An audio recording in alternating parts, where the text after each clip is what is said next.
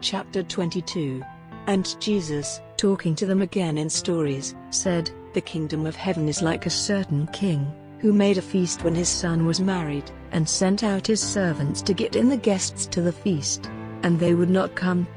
Again he sent out other servants, with orders to say to the guests, 'See, I have made ready my feast, my oxen and my fat beasts have been put to death, and all things are ready, come to the feast.'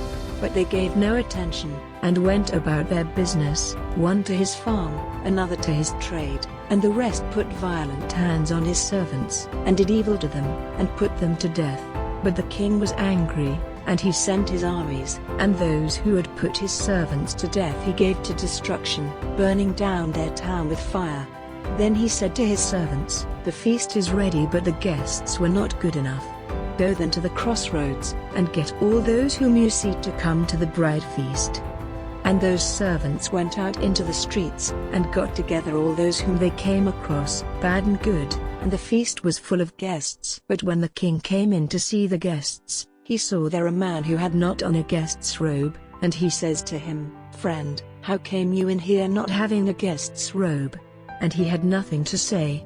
Then the king said to the servants, 'Put cords round his hands and feet and put him out into the dark, there will be weeping and cries of sorrow. For out of all to whom the good news has come, only a small number will get salvation.' Then the Pharisees went and had a meeting to see how they might make use of his words to take him.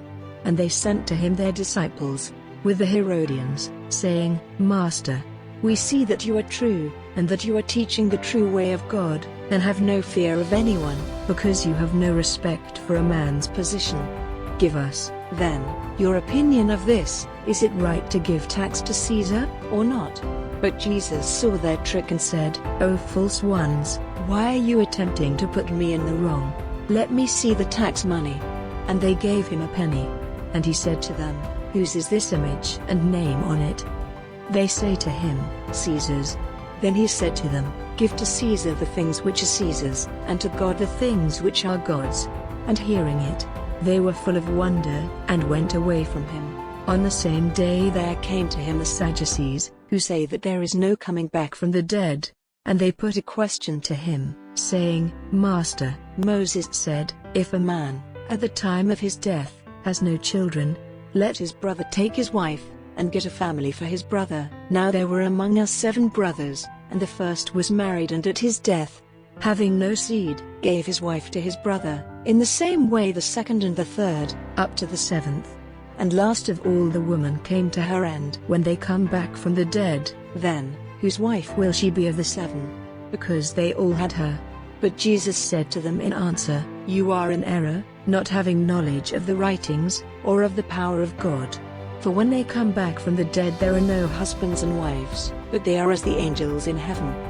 But about the dead coming back to life, have you no knowledge of what was said to you by God in the writings, I am the God of Abraham, and the God of Isaac, and the God of Jacob? God is not the God of the dead but of the living.' And the people hearing it were surprised at his teaching. But the Pharisees, hearing how the mouths of the Sadducees had been stopped, came together, and one of them, a teacher of the law, put a question to him, testing him, and saying, 'Master, which is the chief rule in the law?' And he said to him, 'Have love for the Lord your God with all your heart, and with all your soul, and with all your mind. This is the first and greatest rule. And a second like it is this: have love for your neighbor as for yourself. On these 2 rules all the law and the prophets are based.' Now while the Pharisees were together, Jesus put a question to them, saying, 'What is your opinion of the Christ? Whose son is he?' They say to him, 'The son of David.' He says to them, 'How then does David in the Spirit give him the name of Lord, saying, The Lord said to my Lord, Be seated at my right hand, till I put under your feet all those who are against you? If David then gives him the name of Lord, how is he his son?' And no one was able to give him an answer, and so great was their fear of him, that from that day no one put any more questions to him.